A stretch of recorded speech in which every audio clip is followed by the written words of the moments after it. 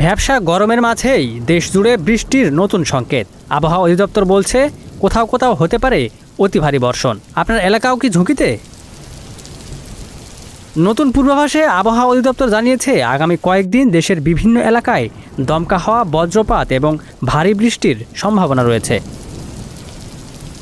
সংস্থাটির মতে একটি লঘুচাপের বর্ধিতাংশ গাঙ্গেয় পশ্চিমবঙ্গ থেকে উত্তর পশ্চিম বঙ্গোপসাগর পর্যন্ত বিস্তৃত রয়েছে। একই সঙ্গে মৌসুমি বায়ু বাংলাদেশের উপর মোটামুটি সক্রিয় অবস্থায় রয়েছে। এর প্রভাবে রংপুর, ময়মনসিংহ, চট্টগ্রাম ও সিলেট বিভাগের অনেক জায়গায় বৃষ্টি হতে পারে। এছাড়া ঢাকা, রাজশাহী, খুলনা ও বরিশাল বিভাগের বিভিন্ন এলাকাতেও বজ্রসহ বৃষ্টির সম্ভাবনা রয়েছে। আবহাওয়া অধিদপ্তর আরও জানিয়েছে রোববার থেকে দেশের কোথাও কোথাও মাঝারি ধরনের ভারী থেকে অতি ভারী বর্ষণ হতে পারে। বজ্রপাত ও দমকা হওয়ারও ঝুঁকি রয়েছে। তবে স্বস্তির খবর হলো বৃষ্টির কারণে দিনের তাপমাত্রা কিছুটা কমতে পারে, যদিও রাতের তাপমাত্রায় বড় কোনো পরিবর্তন থাকবে না। Ekramuzzaman, news flash 71।